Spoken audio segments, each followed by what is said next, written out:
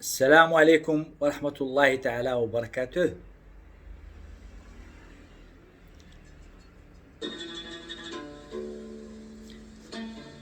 من مراكش.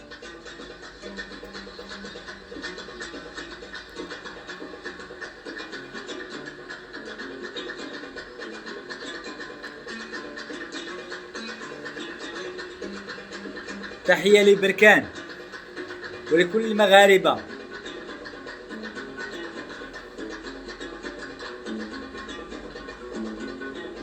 نتذكر الزمن الجميل.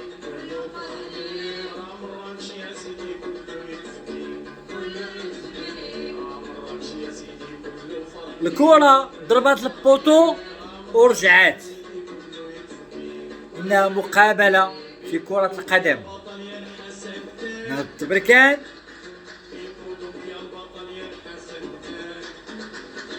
اتحاد عاصمة الجزائر.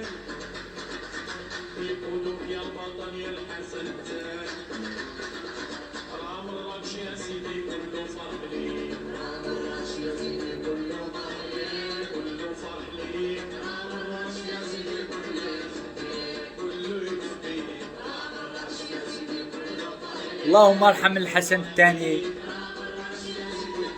اللهم ارحم الحسن الثاني واغفر له وارحم الملك الراحل محمد الخامس طيب الله ثراه.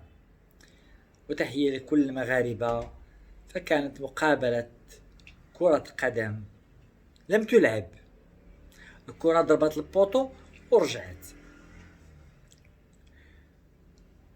لقد تتبعت جزائري له قناة دائما يتكلم مع الجزائريين ومع عصابة عسكر الجزائر ويعطيهم من نصائح، ودائما يتكلم كأنه جزائري قح. والأمس قال لهم لا بد من لعب مقابلة نهضة بركان، لأنه إذا لم تلعبوا فهي ستكون لكم العديد من العقوبات. واليوم لم تلعب اتحاد العاصمة، وخرج كذلك يقول لهم أنتم دائما تجدون المغرب أمامكم، فالإمارات بعلاقتها مع المغرب أصبحتم أعداء الإمارات، مالي، النيجر، إسبانيا، ودائما تتكلمون عن المغرب كأنه هو العدو اللدود، ولكن المغرب لا ينتبه إليكم وما هو قادم. فقد كانت الرياضة متنفس للشعب الجزائري، وكانت الرياضة غطاء لنظام عسكر الجزائر. واليوم حتى هذه الرياضة اليوم أصبحتم تهاجمون الشعب الجزائري الذي هو يبحث عن انتصارات وعن أن تكون له شخصية في الرياضة. فماذا لكم اليوم؟ فهو صحافي جزائري يعيش في فرنسا، لا ينتقد ولكن كان دائما يعطي نصائح كجزائري يحب بلده.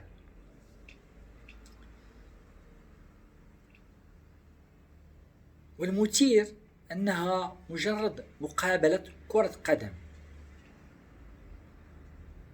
ولكن الشيء المثير والمهم أنه خريطة المغرب كاملة كانت صفعة وصدمة للشعب الجزائري، لأنه كان يعيش وراء أوهام وخطابات صحافة عصابة عسكر الجزائر، النهار، الشروق والآخرون. كان يعيش وراء هذه الأوهام، واليوم اصطدم بواقع. فالاتحاد الإفريقي سيعاقب الجزائر لمدة سنة أو سنتين، والفيفا ستعاقب الجزائر لمدة سنة أو سنتين وبأموال كثيرة. والفرق الجزائرية لن تلعب الكؤوس الإفريقية، والمنتخب الجزائري لن يأتي إلى المغرب من أجل كان 2025. كانوا يختبئون وراء الرياضة، واليوم حتى هذه الرياضة اليوم لا يمكن لهم أن يختبئوا وراءها. يفعلون هذا ربما من أجل أن ينتخب تبون كرئيس لولاية تانية. هذا الصحفي، هذا الرئيس الذي له العديد من المخرجات الصحافية والمواجهات في خطاباته مع الصحافة، وكل ما يقوله للصحافة، وكلنا يعلم بأنه المغاربة يطلبون بأن تكون له عهدة ثانية، عهدة ثانية لهذا الرئيس، لأنه في الحقيقة كان في السلطة لمدة أكثر من 20 سنة وتعود عليه الجزائريون، ونحن لا نتدخل في الشؤون الداخلية للدول، فكل ما يهمنا هو مغربنا ونضالنا من أجل استرجاع أراضينا مثل الصحراء الشرقية والسبتة مليليا، ووجودنا كدولة وسط المنظمة الدولي لها رأي والسياسة وموقف، ويحسب لها مثل الدول الكبرى والقوية في العالم. إنها مقابلة في كرة قدم، لم تلعب، الكرة ضربات في البوطو ورجعت، ولكن سنلعب مقابلات ومقابلات ومقابلات بكل تشويق. فما أريد قوله اليوم أن عصابة عسكر الجزائر فضحت أمام شعبها، أما أمام العالم فهي مفضوحة، والكل يعلم الجرائم التي قام بها نظام عسكر الجزائر في العشرية السوداء. 250,000 قتيل في العشرية السوداء بالأسماء، فكلهم معروفين: توفيق مديان، خالد نزار، شفيق مصباح، بولحية،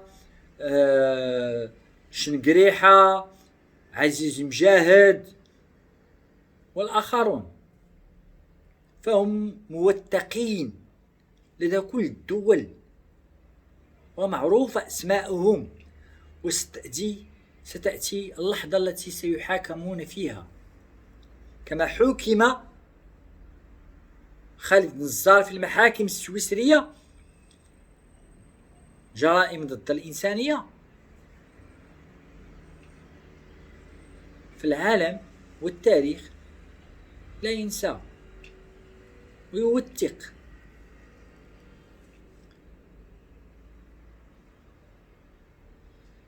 كانوا يتكلمون عن السيادة الجزائرية، فأين أنت أيها البوليساريو؟ خريطة المغرب كاملة يتكلمون عن السيادة الجزائرية، فأين أنت أيها المعتوه الذي يعيش في المخيمات في الرمال والعجاج والقياطن فين أنت؟ وللتاريخ فإن شهداء الجزائر لا يتعدى أكثر من 20 إلى 30 ألف شهيد. فأين هي المقابر؟ أين هي الملاحم؟ أين هي الحروب؟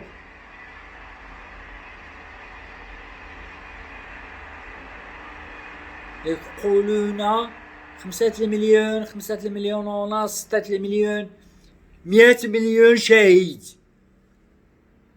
أين هي المقابر؟ من هم هذو الشهداء؟ فبالإحصائيات الدولية الدقيقة الجزائر 22 مليون نسمة. شهداء الجزائر أقل من شهداء المغرب. شهداء الجزائر لا يتعدون أكثر من 20-30 ألف نسمة. على من تكذبوا علينا، تكذبوا على التاريخ. البوليزاريو تندوف لا يوجد أكثر من 10,000 ل 15,000 صحراوي مغربي. قولوا الجزائر الجنوبية، من حقكم تقولوا الجزائر الجنوبية، هذاك الشيء من حقكم. لكن الصحراء الشرقية يفاوض عليها المغرب مع فرنسا من أجل استرجاعها من طرف عسكر وإساسات فرنسا في الجزائر. إنها مجرد مقابلة في كرة القدم.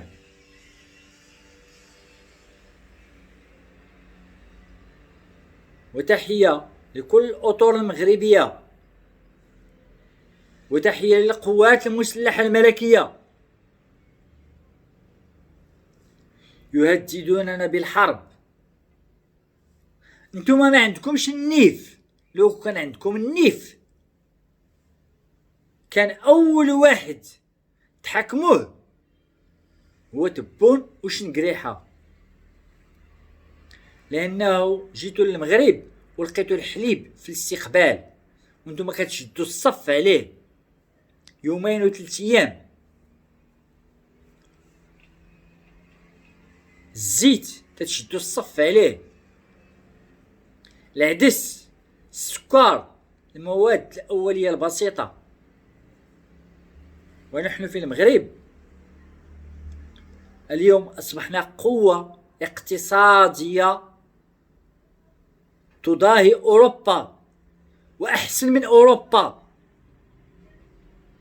أحسن من أوروبا.